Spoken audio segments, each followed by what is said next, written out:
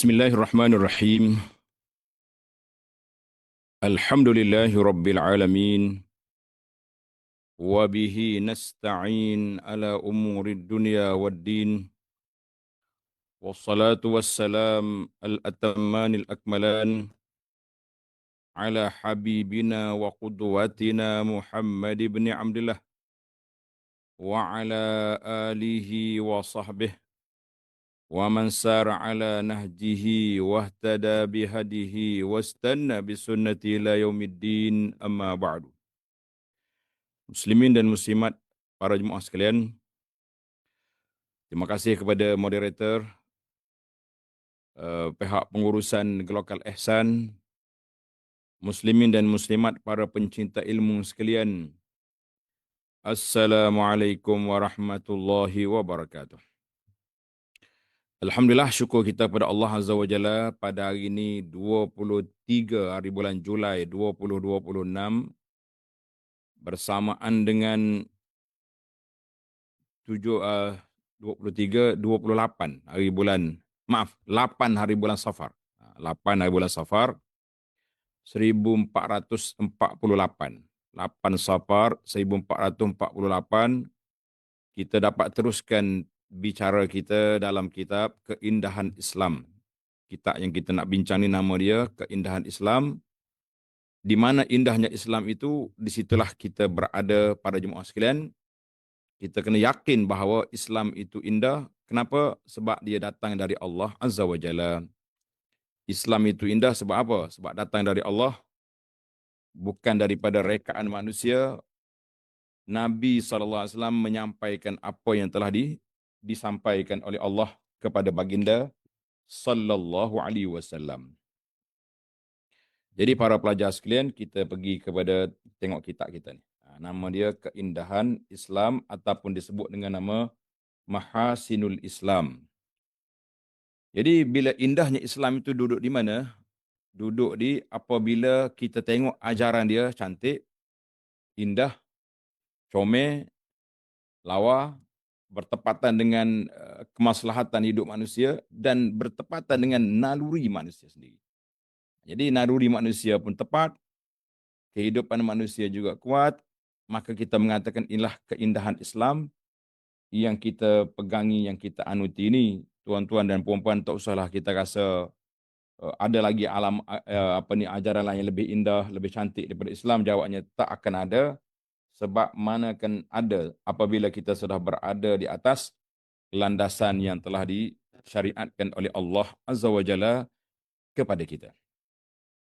Jadi Alhamdulillah, pada hari ini kita akan masuk dalam isu yang agak sensitif. Iaitulah tentang kehidupan kita. Manusia ni hidup dengan beberapa dimensi. Dia hidup, dia sendiri itu. Seorang manusia. Bila seorang manusia, dia perlukan kepada keuangan, makan minum, tempat tinggal, pasangan, ataupun disebut dengan nama masyarakat. Nah, sebab itu dikatakan al-insanu madaniyun bi tab'ihi. Tulis kata-kata hikmah ini. Al-insanu madaniyun bi tab'ihi. Manusia itu dia orang panggil mesti duduk dalam masyarakat, dalam sosial. Dia tak akan boleh duduk seorang dia. Saya nak duduk seorang yang atas dunia ni. Jawabnya awak tak akan boleh duduk seorang sebab manusia Allah Taala jadikan dia itu berpasangan, ada guru, ada kawan, ada keluarga dan macam-macam ada lagi yang perlu kita usahakan supaya kita duduk di atas landasan yang diredai oleh Allah Azza wa Jalla sentiasa. Maka para jemaah sekalian, itulah yang penting dalam hidup kita ini, mesti ada pasangan, ada kehidupan. Kita sudah masuk dalam kitab, tuan-tuan yang ada kitab ni jangan lupa nama dia Keindahan Islam atau Mahasinul Islam. Yang sudah ada kitab, buka kitab. Yang belum ada kitab, catat dulu hari ni. Nanti cari kitab ni, insya-Allah. Tuan-tuan boleh cari di cuba letak link di live kita ni untuk sahabat kita boleh cari kitab. Yang tak jumpa cari, buka dalam Dar Taibah, www.dartaibah.com. Dalam tu ada, ataupun buku-buku lain yang boleh dikongsikan dia punya. Yang penting kita nak jemaah kita ni ada kitab bertalaqi. Dia kata di alam maya talaqi. Ya, di alam maya ke di alam apa? Asalkan dia itu majlis ilmu, menyampaikan ilmu, mendapat maklumat, alhamdulillah itu dikira bertalaqilah kita di situ, alhamdulillah. Kadang-kadang orang ni marah, dia tu ustaz, mana boleh belajar tak ada guru. Yang cakap depan awak ni siapa? Guru lah tu. Jangan duk pelik-pelik. Setengah orang dikata guru tu siapa. Jadi dia ingat ke guru tu dalam masjid je. Kita kata bukan dalam masjid saja. Dalam surau, dalam alam maya, di mana pun kalau kita sudah bertalaqi, mana kita sudah berguru lah itu para jemaah sekalian. Usah bimbang, usah risau, jangan takut, kita sudah berguru insya-Allah. Baik, dalam siri yang lepas, larangan pergaulan bebas dan berhias. Itu kehidupan, pakaian, kemasyarakatan. Sekarang kita akan masuk pada satu tajuk yang berat sebab dia berkait dengan keuangan. Dia berkait dengan keuangan, maka kita perlu kepada kehidupan yang harmoni, kehidupan yang baik, iaitulah keuangan kita mesti bersih daripada perkara-perkara yang tidak dihalalkan oleh Allah Azza wa Jalla, sebab manusia ni akan ditanya oleh Allah 2 kali tentang harta. Harta 2 kali akan dipersoalkan. Min aina tasabahu wa aina anfaqahu. Contoh tanda. Bak harta 2 kali akan dipersoalkan oleh Allah Azza wa Jalla. Yang pertama, dari mana sumber kamu dapat? Sumber perniagaan yang dihalalkan oleh Allah Azza wa Jalla. Sumber perladangan, sumber daripada perikanan, sumber daripada logam galian, sumber daripada kita kerja pegawai, cikgu, ustaz, pendakwah, apa lagi. Yang penting sumber itu halal. Alhamdulillah. Yang halal, hisab. Kemudian kalau sumber itu tak betul, dia panggil aklu amwalan nas bil batil. Ini yang kita bimbang sekarang ni. Makan harta orang dengan cara batil, ini yang menakutkan kita. Sekarang ni kadang-kadang kita tak perasan, kita solat, kita jaga tu, jaga ni. Bak nak minum air pun, minum air, walaupun air mineral, tak, air mineral pun, cari tengok ya, ada logo halal tak? Ada logo halal tak? Oh, ada halal, halal. Ni logo halal ada ni. Baru minum. Kalau tak ada logo halal, tak minum. Nah, contohlah kita kata. Bak apa saja. Tapi dalam bak sumber keuangan kita. Saya ni ada saham, patuh syariah tak? Pedulilah. Yang penting kita, ini yang kita bimbang hari ni. Sebab itu Allah tanya 2 kali di akhirat esok, min aina tasabahu, dari mana sumber keuangan yang kamu dapat, wa aina, ke mana engkau infakkan harta itu. Jadi kita akan ditanya tentang harta 2 kali. Harta akan dipersoalkan 2 kali. Yang pertama, dari mana? Yang kedua, ke mana kamu infak harta yang kamu dapat itu. Jadi maka kita kena hati-hatilah para jemaah sekalian. Jangan berani-berani. Nah, kita infak, kita dapat harta, lantak je halal haram. Jangan sekali-kali. Mesti kita kena usaha dapatkan harta yang halal, jauhi yang haram. Tinggalkan yang syubhat. Jadi 2 kali akan ditanya. Dari mana ke mana.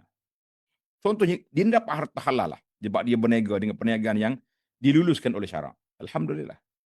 Tapi ke mana kau bawa? Oh, dia taja majlis maksiat, dia taja majlis mungkar, dia taja majlis pula dia habiskan harta dia di tempat yang maksiat pula. Ada orang ni dapat harta haram tapi pergi buat tempat baik pula. Macam mana? Itu dua-dua tu pincang. Innallaha tayyibun la yaqbalu illa tayyiba. Allah Taala itu tayyib, dia tak terima kecuali yang baik. Baik, para jemaah sekalian, tajuk yang saya belum sebut lagi nama tajuk ni sebab sangat menakutkan, iaitulah pengharaman, larangan yang ke-6 dalam kitab kita ni. Tuan-tuan buka muka surat 199. Muka surat 199 ke-6, ar-riba, pengharaman riba. Apa makna riba? Riba itu makna apa? Riba dari sudut bahasa bermakna az-ziyadah wan nama. Riba makna bertambah ataupun subur harta itu. Tapi subur dengan baja yang haram. Subur dengan siraman air yang haram. Bertambah melalui sumber yang haram. Itu nama dia riba. Riba yang maknanya nama. Dengan mana berkembang harta. Saya ada duit 100,000. Kita melabur dalam sistem keuangan yang tidak patuh syariat. Dah, dalam masa beberapa bulan, kita dapat pulangan 110,000. 10,000 tu nama dia riba. Jadi, setengah orang dia keliru, para jemaah sekalian. Dia keliru. Dia kata sama ya, bank sama, pintu sama, kerani sama. Nah, cuma bila kita nak yang Islami ni dia ada tanda air ke atas tu. Mana dia punya logo air ni? Dia ada tanda air je. Bila ada tanda air ke atas tu maknanya Islamik lah dia tu. Kalau tak ada kalau tanda-tanda air tu tak Islami. Sama ya tu, rumah sama. Para jemaah sekalian, kita kena faham bahawa tak sama akaun dengan periuk kat dapur. Periuk kat dapur, kita masak satu periuk besar. Macam musim sekarang ni panggil musim orang kacang bubur surah. Bubur surah dah. Kacang bubur surah ni pagi sampai tengah hari tahu, sampai 12 jam. Dekat nak masak, tiba-tiba katak masuk. Tom, habis surah kita tak boleh makan. Sistem keuangan, duit orang tak makan. Tapi interaksi muamalah itu yang menjadi persoalan. Interaksi muamalah itu yang menjadi pokok persoalan, maka di situlah duduknya berzanya di antara makanan dengan keuangan. Jadi kalau keuangan kita terpatuh syariah, walaupun di kaunter yang sama, di pintu yang sama, maka perjalanan duit yang kita letak itu berbeza jauh sekali. Macam sekarang ni sudah ada sahabat-sahabat kita panel syariah duit simpanan pekerja KWSP itu. Mengikut sahabat saya yang saya dengar lama dah. Kita tak update sehari dua ni. Dia kata masih ramai lagi pekerja-pekerja muslimah yang tak tukar kepada Islami KWSP. Maknanya duit dia masih lagi bergelumang dalam sistem riba yang lama. Sama je. Nanti hujung tahun boleh bonus yang riba tu lebih banyak daripada yang Islami. Rugi. Anak orang Islam boleh cakap macam ni. Ini satu benda ajaib. Boleh cakap halal haram tu rugi? No, para jemaah sekalian, jangan cakap benda yang tidak baik. Kerana inilah satu perbuatan keji dan mungkar yang tidak sepatutnya berlaku kepada anak umat Islam. Dari sudut istilah, definisi riba dari sudut istilah apa pula? Dalam istilah fiqh atau istilah Islami, pula ia didefinisikan sebagai satu lebihan harta dengan tidak ada pertukaran dalam urusan pertukaran harta dengan harta. Jadi tak ada tukar apa. Yang penting, saya nak duit, berhutang 100, bayar 120. Jadi, maka 20 tu nama dia riba. Ikut saya lah, duit saya lah. Tak boleh. Sebab sudah dibuat tetap satu kaedah, kullu qardin jarra naf'an fahuwa riba. Setiap pinjaman, transaksi pinjaman, kalau ada tambahan, maka nama itu riba. Tak kira lah. Saya bagi awak ni pinjam RM100 dah. Tapi jangan lupa ya, 2 biji buah durian nanti masa bayar nanti. Riba dah tu jadi. Durian riba. Jangan makan, itu haram punya.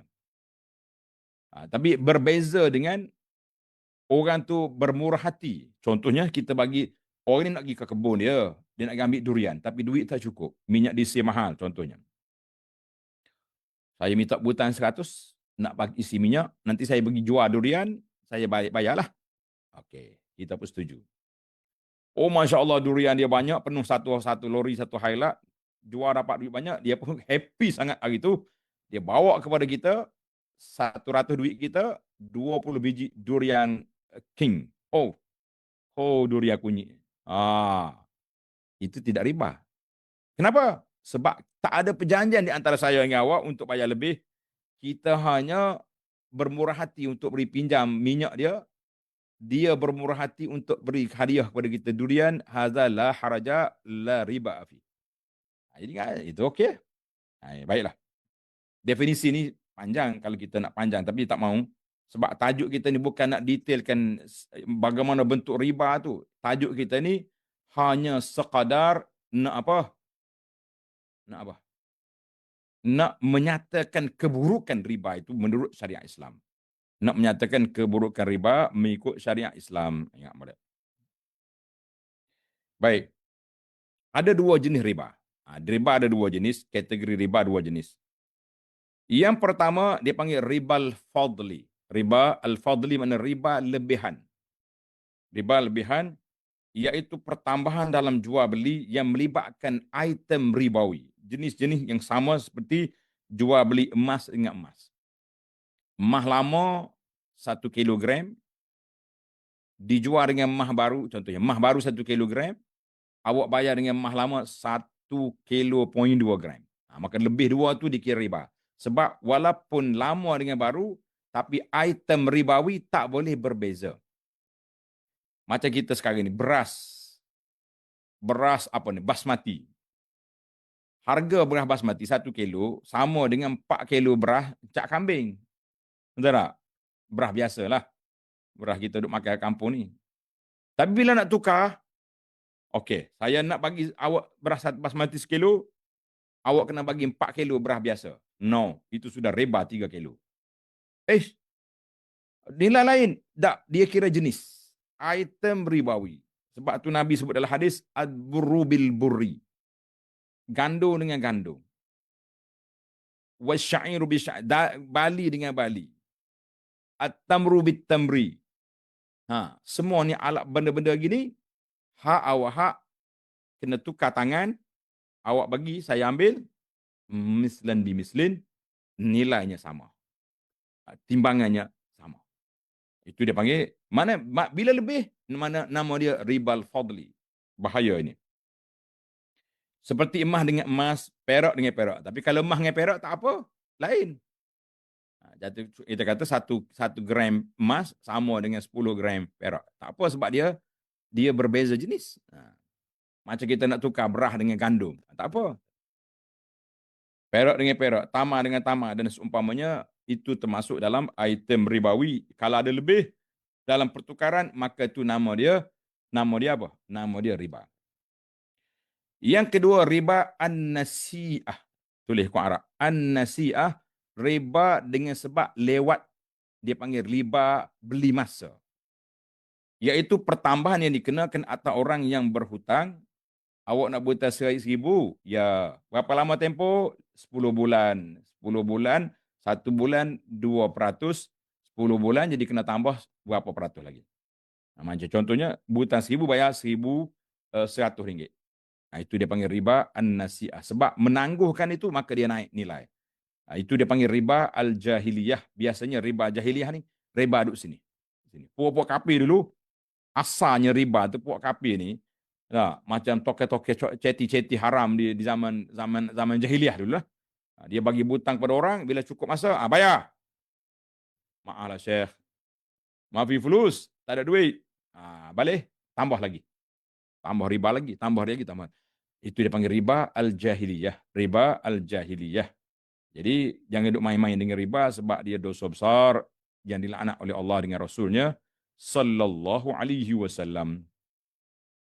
Tengok dalam kitab. Kita ni kalau syarah, saya dulu banyak buat daurah-daurah tentang keuangan ini, tentang riba ni.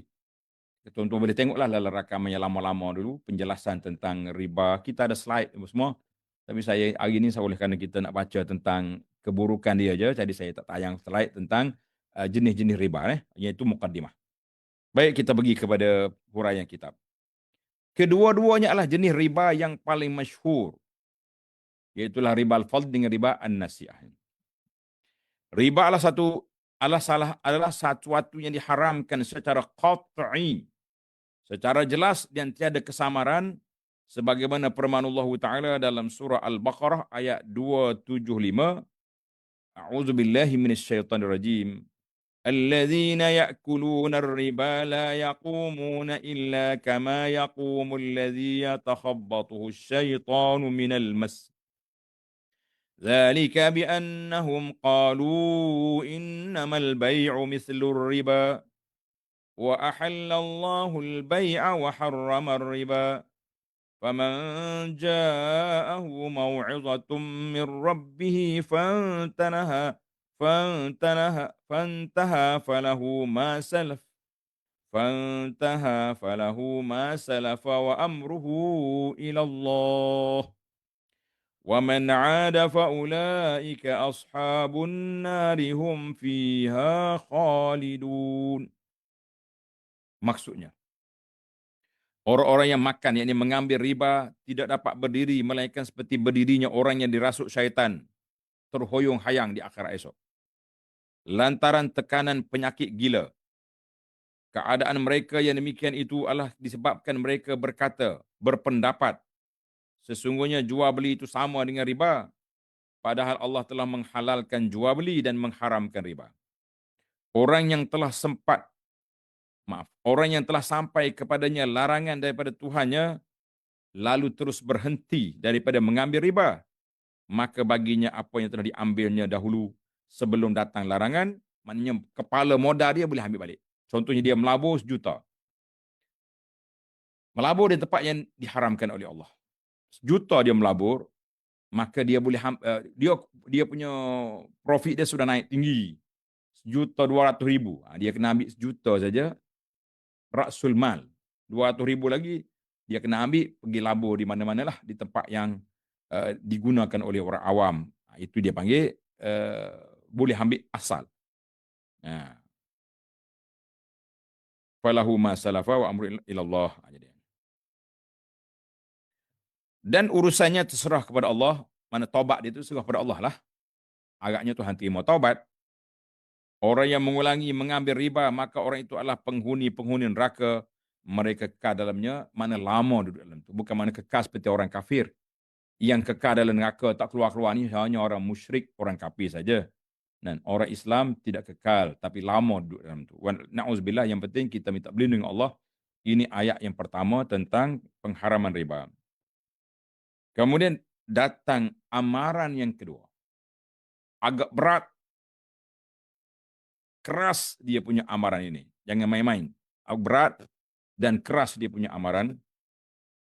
Sebagaimana firman Allah Ta'ala, Ya ayyuhalladzina amanu taqullaha wa dharu ma baqiya minar riba in kuntum mu'minin. Wahai orang-orang yang beriman, bertakwalah kepada Allah dan tinggalkanlah sisa riba yang belum dipungut. Jika kamu benar-benar orang yang beriman kepada Allah. Tengok berapa kali Tuhan ulang.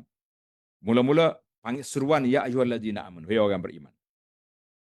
Ittaqullah, takutlah kepada Allah. Wazaru ma baqiya, tinggalkan sakit bakir riba yang ada lagi tu. In kuntum in, kalau betul kamu beriman. Tengok. Berapa seruan di sini. Berapa tekanan di sini. Kemudian datang ayat amaran. Fa'illam taf'alu. Tak mau berhenti juga riba. Fa'zanu biharbim minallahi wa rasulih. Kamu istihalah nak berperang dengan Allah dengan Rasulnya. Sallallahu alaihi wasallam.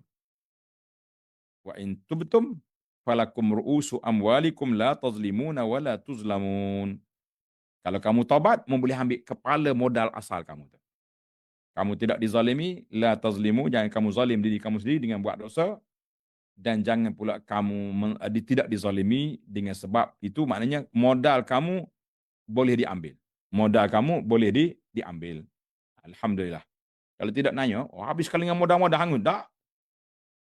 Ru'us amwalikum, ambil balik. Kamu punya lebihan riba, letak di tempat lain yang digunakan untuk orang awam muslimin, guna di publik mana-mana, letak di Baitul Mal, buatlah di tempat yang mana kita tak boleh guna. Untuk kita tak boleh. Kita sedekah pun tak boleh. Sedekah apa benda haram. Cuma kita kata duit ni ada. Berilah kepada mana-mana tempat yang boleh digunakan. Boleh. Surah Al-Baqarah ayat 278-279. Ibnu Abbas radhiyallahu anhu ketika baca ayat ini dia kata apa? Siapa yang nak berperang dengan Allah Azza wa Jalla, siapkan senjata di akhirat esok kalau dia tak mau taubat daripada dosa riba. Jadi cukuplah ayat ni, dua ayat ni cukup berat untuk ahli-ahli riba yang tak mau bertaubat. Na'udzubillah. Kita minta berlindung Allah Ta'ala. Baik, kita pergi kepada dua hadis. Banyak lagi hadis tapi cukuplah. Dalam bab kita ni bukan bab Kitabul Kabair. Kita ada sini tentang larangan. Untuk kita nak memahami apa sebab Allah Ta'ala larang riba. Dalam hadis diriwayat oleh Sayyidina Jabir bin Abdullah radhiyallahu anhu katanya, la'ana Rasulullah sallallahu alaihi wasallam akilar riba wa mukilahu wa katibahu wa syahidaihi Wa qala hum sawa.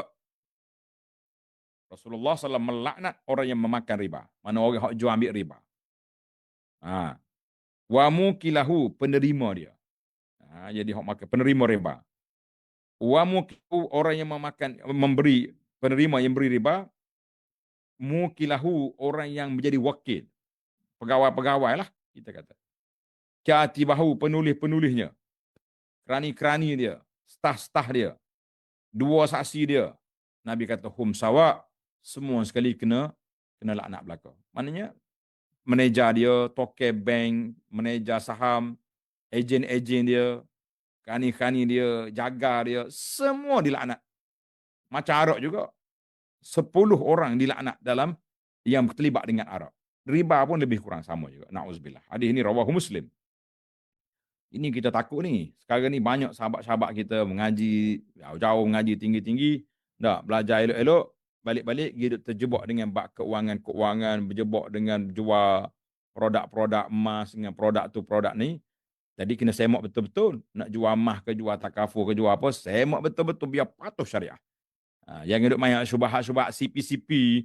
Tak. Ada setengah panel syariah ni terlalu bermurah hati sangat nak luluskan produk-produk. Jangan main. Awak bertanggungjawab depan Tuhan, esok di akhirat. Jangan duduk mudah-mudah. Hadis yang kedua, hadis an Abi Hurairah radhiyallahu anhu, sabda Nabi sallallahu alaihi wasallam, ijtanibus sab'al mubiqat. Qalu ya Rasulullah wa ma hunna. Nabi kata, jauhilah kamu daripada 7 yang membinasakan. Sahabat tanya, apa itu ya Rasulullah? Qala asyirku billah. Yang pertama syirik.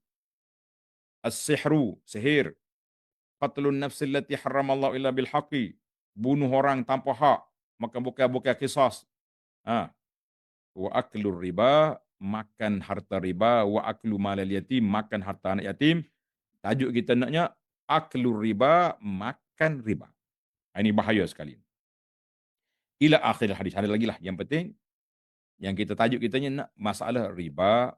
Ambil riba adalah perbuatan yang haram di sisi Allah Azza wa Jalla. Azal hadis rawahul Bukhari wa Muslim. Banyak lagi lah hadis-hadis yang menyebut tentang riba. Kita tengok dalam syarah kita kepada kitab Al-Kabair, kitab dosa-dosa besar, maka di situ kita akan jumpa tentang pengharaman riba. Riba telah tersebar dan berleluasa dalam banyak urusan muamalat. Dia dua benda dalam dunia yang kita tersepit. Yang pertama adalah bab makanan, masuknya bab 1. BI itu ada orang baca bab 1. Dalam bab keuangan dia masuk riba. Dalam bab makanan masuk bab 1. Allahu Akbar. Ini ujian Tuhan kepada orang yang beriman. Dia nak tengok kita sabar ke tidak. Kita tak terperangkap ke dengan makanan-makanan yang haram ini. Tak terberdaya dengan godaan-godaan saham-saham yang tak patuh syariah. Dia usahalah biar patuh syariah semuanya. Riba telah tersebar dan berleluasa dalam banyak urusan muamalat, terutamanya dalam bidang keuangan. Ini disebabkan oleh sistem perbankan hari ini yang berkonsepkan sistem riba. Mana orang putih buat bank.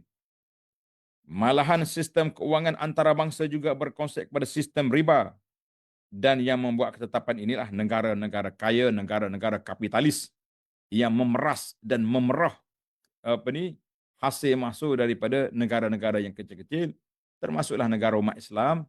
Jadi bila pada tahun berapa, 80-an, lepas pada abad 15 Hijrah ni, barulah di sana mulanya kesedaran umat Islam untuk apa? Untuk mengembalikan, mengislamkan, islamisasikan bank-bank riba, bank kapitalis dengan suasana Islam. Di peringkat awal dulu adalah kepincangan sana sini, tapi usaha itu sudah dibuat. Sampai hari ini pun masih lagi orang kritik tentang keuangan bank-bank Islamic banking ni. Tapi kita kata kita ada usaha, setakat mana yang kita mampu kita buat, yang tak mampu kita istighfar kepada Allah, kita usaha lagi. Mudah-mudahan Allah Ta'ala maafkan kepada panel-panel syariah yang berijtihad untuk membaik pulih sistem riba yang ada dalam sistem-sistem keuangan yang ada ini. InsyaAllah. Cuba itulah, sebab itulah nak tak berani nak kata bank Islam 100% halal. Tak kata ni, kita kata bank Islam sudah beristihad untuk mencari jalan yang terbaik untuk mendapat patuh syariah. Kita nak kata 100% solid, jangan. Pemuda-pemuda ustaz-ustaz kita yang duk jual takaful lah, jual apa itu produk-produk, jangan kata 100%. Duk jual gold ni jangan. 100% kita punya. La. Hunaka syubhat, ikhtilaf ulama. Tapi kadang-kadang terpaksa diambil untuk menyelesaikan masalah. Itu. Kita kata alal akal kita ada usaha untuk mendapat yang terbaik. Darurat tu ada. Negara-negara tersebut adalah seumpama seorang peniaga yang kaya dalam sebuah negeri yang harta miliknya sangat diperlukan oleh orang ramai. Dia lalu menetapkan undang-undang sistem riba atas mereka untuk memastikan bahawa mereka akan terus memerlukannya dan terjamin asetnya akan bertambah serta dia tidak akan sekali-kali kerugian dalam apa-apa jua keadaan sekalipun. Jadi kita yang barak gini, sistem riba ni, orang kaya dari kampung ni, orang bergajak pada dia belakang. Jadi dia buat peraturan macam-macam, orang kena akur sebab mereka perlukan kepada dana dan keuangan. Ini itu dipanggil, itu sebab zalim. Sepatutnya kita orang kaya, kita bantu orang susah, kita bantu orang miskin. Tapi tak adalah sampai mereka semua benda qardul hasan. Orang panggil bantu secara bantu-bantunya. Kita ada perniagaan. Cuma bagaimana kita nak islamkan perniagaan kita tu dengan akadnya, dengan perjanjiannya, dengan yang patuh syariah. Itu yang pentingnya adanya kajian-kajian panel-panel syariah yang berusaha bertindak untuk mengislamkan sistem yang diguna oleh puak-puak riba kepada cara muamalah Islam. Kita kata alhamdulillah sudah ada. Baik, kita pergi kepada seterusnya. Inilah realiti yang berlaku. Negara-negara kaya yang dikuasai oleh Yahudi dan Kristian, geng-geng kapitalis ni telah menetapkan sistem keuangan yang berasaskan riba supaya kekayaan dan kekuasaan mereka berpanjangan. Manakala orang lain akan terus berada dalam kefakiran dan bergantung kepada mereka. Bank-bank dunia semua ni geng-geng riba belakang, kita pun bergantunglah orang-orang miskin dengan keadaan mereka. Maka Allah telah mengharamkan riba dengan pengharaman yang jelas dan seluruh umat Islam telah ijma' sepakat atas pengharaman tersebut. Cuma beberapa juz'iyat pelaksanaan itu yang jadi khilaf ulama. Ada kata hak ni boleh, ni tak boleh. Banyaklah ni jual-jual beli yang patuh yang tak patuh syariah itu. Allah Azza wa Jalla tidak mengharamkan sesuatu melainkan apa-apa yang memberi kemudaratan kepada manusia. Manakala Tuhan haram benda ni mesti ada mudarat. Namun syaitan dan orang-orang yang berkepentingan akan menghiasi kebatilan terhadap manusia dan menyerlahkannya dalam bentuk indah yang penuh kesamaran dan tipu daya. Sebab itulah anak kata, kosmetik dunia ni seperti fata morgana. Duduk tengah jalan kita duduk jauh tengok, ui, banyaknya air tengah padang, kita pergi dekat, kosong, tandus. Begitulah dunia. Terpedaya kita dengan dia. Namun syaitan dan orang-orang yang berkepentingan akan menghiasi kebatilan terhadap manusia dan menyerlahkannya dalam bentuk indah yang penuh kesamaran dan tipu daya, lalu mereka menganggap bahawa riba membawa manfaat kepada mereka. Ini semua kekarutan yang berlaku lah. Ini sama seperti penjual arak dan pengedar dadah yang meyakinkan kepada peminum-peminum dan penagih-penagihnya bahawa bahan tersebut sebagai sesuatu yang berfaedah dan baik. Oh, the good. Bahan molek sangatlah tu. Kita kata karut. Mengarut pokokmu ni. Molek ikut juga mana kata. Orang Kelantan kata molek juga mana. Tak. Dadah molek. Arak molek. Mabuk. Akal comel-comel kita pergi. Rusakkan dia. Kita kata ini perbuatan yang salah. Baik. Sekarang kita berpindah kepada kesan buruk sistem riba. Kesan buruk sistem riba. Yang pertama, ianya diperangi oleh Allah Azza wa Jalla dan Rasulnya sallallahu alaihi wasallam. Sesungguhnya pengamal riba telah membuka medan peperangan atas dirinya yang mana dia sendiri tidak mampu untuk menangkisnya, yaitu diperangi oleh Allah dan Rasulnya sallallahu alaihi wasallam. Sebagaimana ayat yang kita baca tadi, tengok ayat 27, 79 surah Al-Baqarah, fa illam taf'alu, mun tak berhenti, fa'zanu biharbin minallahi wa rasulih, kamu isytihar perang dengan Allah dengan Rasulnya sallallahu alaihi wasallam. Maksudnya, dia akan berada dalam kemurkaan Allah dan menjadikan dirinya musuh bagi Allah dan Rasulnya sallallahu alaihi wasallam. Kita boleh bayangkan orang ini bermusuh dengan Allah. Nak gimana mu? Neraka lah jawab dia. Dihumban ke dalam neraka. Wal'iyazubillah. Ini berarti dia akan ditimpa balasan dan musibah sama ada disedarinya atau tidak. Sekalipun dia terselamat di dunia secara zahir, namun di hadapannya terdapat satu perkiraan amal yang cukup sukar dan azab yang maha pedih pada hari penyesalan yang tidak berguna. Sedangkan penyesalan tiada guna baginya lagi pada hari diminta keuzuran tapi segala alasan tidak akan diterima, iaitulah yaumul mahsyar, yaumul qiyamah, pada hari kiamat esok. Tak boleh nak gimana kita. Jadi dua, pertama, bahaya riba yang pertama, dia dimusuhi, dia memerangi Allah dengan Rasul sallallahu alaihi wasallam. Yang kedua, riba juga menyebabkan beberapa bencana yang mengancam kestabilan dan keselesaan hidup ummah manusia ini. Maka itu dua sebab. Dalam kitab ini, pengarang dia bawa kepada kita 8 sebab yang mengancam kestabilan dan keharmonian serta keselesaan hidup manusia dengan sebab riba yang diamalkan. Baik, kita ambil satu persatu. InsyaAllah masa kita cukup. Yang pertama, seorang pengamal riba, seorang pemakan riba tidak akan melakukannya melainkan dia adalah seorang yang mempunyai hati yang sangat keras, seorang yang amat rakus, dan orang yang menggunakan cara yang sangat keji dalam mengambil kesempatan. Orang susah, kau bagi hutang, kau cas atas dia pula. Itu dia panggil mengambil kesempatan di atas keperluan orang. Ini kerana dia mengambil kesempatan atas keperluan orang yang memerlukan hutang, iaitulah desakan keuangan yang diperlukan, sama ada untuk melangsaikan hajatnya ataupun untuk memulakan aktiviti perniagaan yang boleh membawa keuntungan dan menyara kehidupan dengannya. Jadi orang nak mula-mula niaga, mula kita cah riba yang berat. Lantas dia telah membelenggu penghutang tersebut dengan kadar hutang tersebut, dengan kadar riba yang sangat tinggi, mengejapi hasil usaha orang lain, memakan keuntungannya, malahan mungkin modalnya juga habis di sini dengan duduk cover riba yang beranak. Kata orang, kadang-kadang riba ni beranak lebih banyak daripada anak babi, sebagaimana yang dikatakan oleh orang kampung. Mudarat yang kedua, kesan buruk yang kedua, kata ummah. Orang yang berhutang akan ditimpa kegelisahan, kemurungan, dan tekanan jiwa yang kuat siang dan malam disebabkan riba. Belenggu riba ni teruk. Lepas tu dia kata hutang itu mula-mulanya susah, akhirnya perang. Apalagi dengan riba. Kalau terjebak dengan riba citi haram, lagi dahsyat. Ini menyebabkan daya kekuatan dirinya akan lemah. Dan jika ia bertambah, boleh jadi kegelisahan dan kemurungannya akan menyebabkan kematiannya. Wal'iyazubillah. Kita minta berlindung Allah.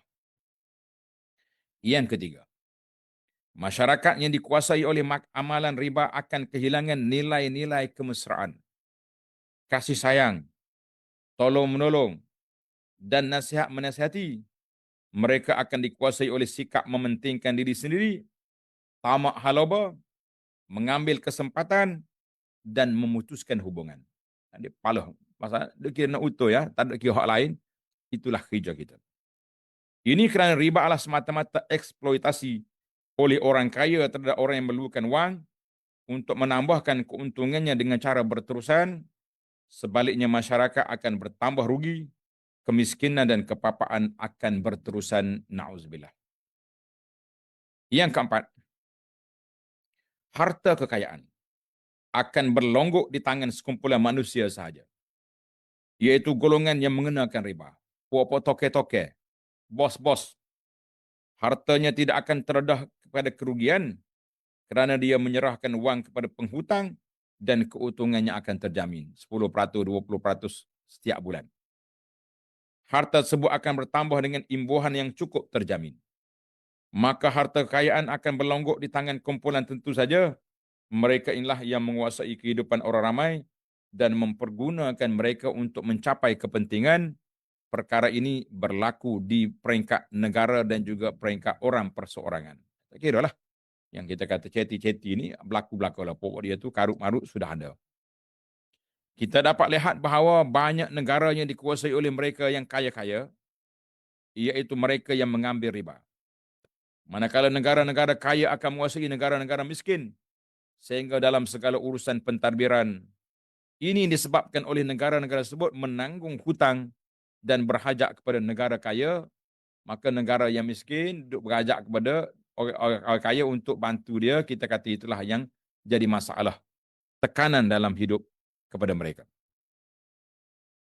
Keburukan yang kelima, produktiviti juga akan menjadi lemah disebabkan riba, kerana keuntungan dengan cara riba tidak memerlukan kita mendedahkan harta kepada kerugian melalui sektor industri atau perniagaan.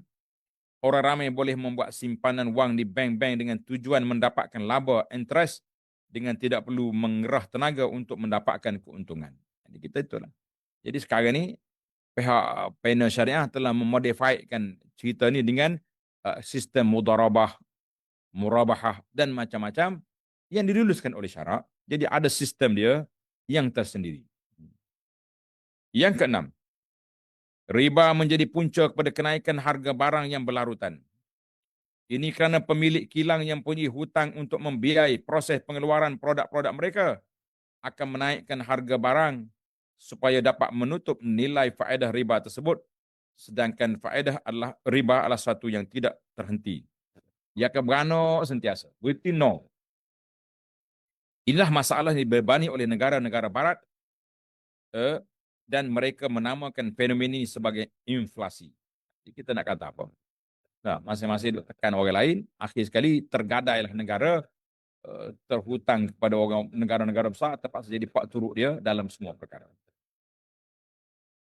Yang ketujuh, riba adalah punca kejahatan banyak syarikat dan kilang-kilang besar.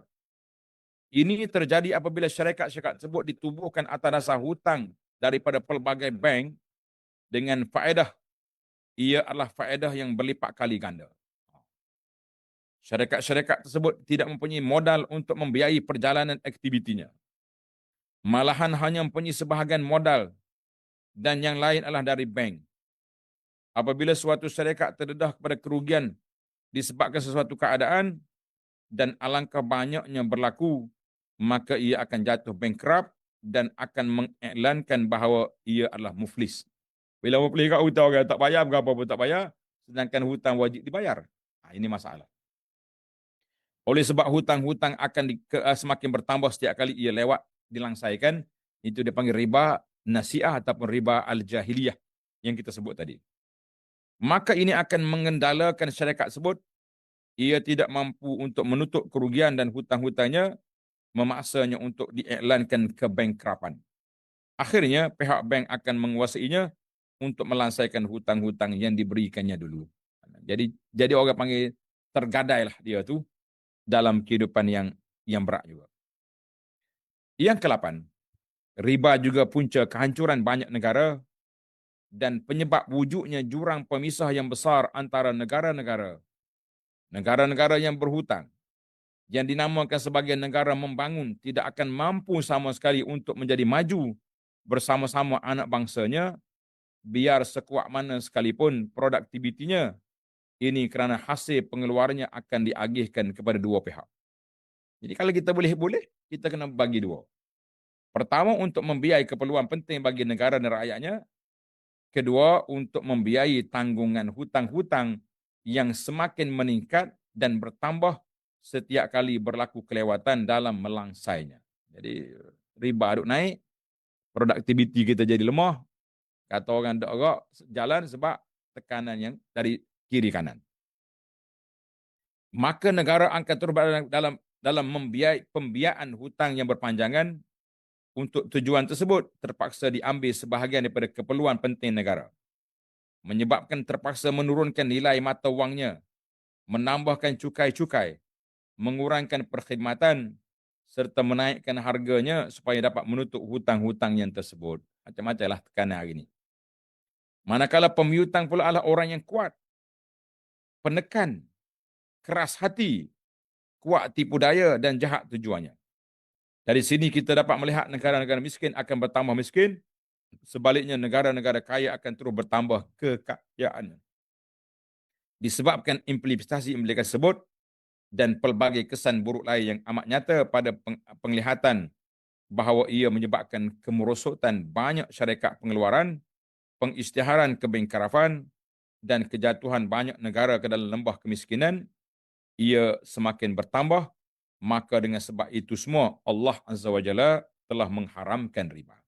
Jadi kita tahulah pengharaman riba ini telah tentu dengan hikmah yang kebijaksanaan Allah Subhanahu wa taala. Jadi Allah Taala tak haramkan satu benda, sebab itu Tuhan sebut wa ahallallahu al-bai'a wa harrama riba.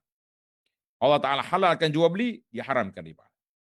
Jadi dalam siri yang lepas Allah Taala halalkan perkawinan, maka diharamkan perzinaan. Jadi mana dalam Islam ni mesti ada solusi, ada penyelesaian. Tak ada pakai kum payakung gitu. Tutup itu, kata orang tutup itu, tak tahu nak gimana, lah. Pintu ini tutup, pintu halal dibuka. Pintu kahwin dibuka, pintu zina ditutup. Jadi pintu riba ditutup, pintu perniagaan yang lain dibuka. Jadi kita mengatakan bahawa itulah keindahan syariat Islam. Jadi para jemaah sekalian, dengan pengharaman riba yang kita dengar ni sangat teruk, sangat dahsyat, maka saudara-saudari, sahabat-sahabat pencinta ilmu sekalian, usahalah kita untuk cari yang patuh syariah. Walaupun rendah dia punya profit, walaupun rendah dia punya bonus, lebih baik daripada kita duduk seorang diri di akhirat esok berdepan dengan soalan malaikat, kita nak jawab apa? Oh, tapi saya ambil saham patuh syariah. Siapa panel dia? Fulan. Profesor tu, orang ni. Mereka yang meluluskan. Jadi di akhirat esok kita berlindung di sebalik orang. Saya beli ni sebab produk ni Syekh kata lulus. Tok Syekh ni kata harus. Tok Syekh ni kata halal. Tok Syekh ni kata elok. Jadi saya beranilah beli. Jadi yang kena berat esok, panel-panel yang meluluskan. Tapi kalau panel tu ijtihad, berhati-hati, teliti dia punya hujah sana sini, insya-Allah. Nabi sebut dalam hadis, man ijtahada al-hakim fa akhta. Apabila seorang hakim itu berijtihad, mana-mana para ahli panel berijtihad dengan kemampuan keahlian, maka dia betul, dia dapat 2 pahala. Fa akhta, dapat 1 pahala, tapi sekurang-kurangnya mereka dimaafkan kerana mereka telah bazalal juhdi, ijtahada fi tahqiq al-masail. Tapi kalau panel tu main-main ya, suka-suka ya, nak suruh nampak produk dia banyak, tak apalah, syubhat sikit pun okeylah tu. Nah, hati-hati. Semua kita akan berlindung di sebalik panel-panel yang meluluskan produk-produk ini. Kita mengatakan beratnya tanggungjawab orang-orang yang meluluskannya. Sukalah jadi panel-panel hebat ni. Nah, tapi tanggungjawab kita besar di hadapan Allah Azza wa Jalla. Sama aja. Jadi tuan-tuan yang ambil produk Islami ini, kita kata kita ada tempat menyandar. Kita ada tempat untuk bersandar, bertongkat esok di akhirat. Saya beli ni kerana Syekh ni. Tunjuk gambar Tok Syekh tu ke malaikat. Dia diluluskan. Jadi kalau kita ambil hak riba, nak pergi tukar siapa? Awak sendiri nak bertongkat. Saya tak boleh halal haram. Oh, sedap malaikat tibai mu. Orang Kelantan kata tibai, orang luar kata tibai. Oh, sekalinya kelekung beri, tak tahu gimana kita. Nauzubillah. Baik, para jemaah sekalian, setiap orang akan mendapati bahawa di sebalik pengharaman itu, kebesaran rahmat Allah terhadap hamba-hambanya, tak kala dia mengharamkan riba kerana kekejiannya, kezalimannya, kerakusannya. Seorang pengamal riba adalah seumpama seorang penghisap darah yang tidak akan hilang dahaga. Seorang yang rakus yang tidak akan kenyang. Seorang yang kejam, berhati batu dan tiada belas kasihan. Maka akan didapati bahawa pengharaman riba adalah antara keindahan Islam yang sangat agung dan kerahmatannya yang sangat besar Maka para jemaah sekalian, itulah yang dikatakan dalam ayat tadi, Allah Ta'ala nak haramkan riba bukan mudah-mudah. 3 kali dia ulang ayat. Saya ulang sekali lagi sebagai penutup, kita tadabbur ayat Al-Baqarah ayat 278 279 ini. Ya ayyuhallazina amanu, wahai orang yang beriman. Ittaqullah, takutlah kamu pada Allah. Tengok, 2 kali panggilan. Satu panggil atas nama mukmin, satu lagi atas nama orang bertaqin, orang bertakwa. Wazaru ma baqiya, tinggalkan saki-baki riba. Taubatlah kamu sebelum kamu diheret oleh malaikat maut. In kuntum mukminin. Kalau benar-benar kamu beriman. Maka kita orang yang beriman, di mana dhamir kita bila Allah Ta'ala sentap kita dengan ayat ini? Di mana perasaan kita bila Allah Ta'ala panggil kita sebagai orang mukmin? Di mana jiwa kita bila Allah Ta'ala namakan orang yang muttaqin? Dan di mana kita bila Allah kata, in kuntum, kalau betul kamu beriman, fa'il apa ni, tinggalkan. Wazaru ma tinggalkan riba. Tak mau tinggal juga. Degil, kerah kepala juga. Fa'illam taf'alu, tak mau berhenti. Fa'zanu biharbin minallahi wa rasulih, maka kamu istihalah perang dengan Allah. Kata Ibn Abbas, siapa yang tak mau taubat daripada riba, asahlah pedang, asahlah parang, belilah senapang, belilah pistol, untuk dia berperang dengan Allah di akhirat esok. Na'udzubillah minal khuzlan. Kita minta berlindung Allah Ta'ala daripada Allah biarkan kita terumbang ambing, tak tahu nak gimana, tak ada bimbingan dalam kehidupan ini. Jadi mudah-mudahan Allah Ta'ala hidayahkan kita, lapangkan dada kita, bukakan hati kita untuk sentiasa bertobat, tinggalkan riba yang diharamkan oleh Allah ini. Barakallahu fikum. Subhanakallahumma hamdika asyhadu an la ilaha illa anta astaghfiruka wa atubu ilaik. Aqulu qawli hadza wa astaghfirullah li wa lakum wa li jami'il muslimin wal muslimat innahu wal ghafurur rahim. Wa sallallahu ala nabiyyina Muhammad wa ala alihi wa sahbihi ajma'in. Alhamdulillahirabbil alamin. Insyaallah pengharaman yang ketujuh, siri yang akan datang bab pengharaman Arab. Sekian dulu. Assalamualaikum.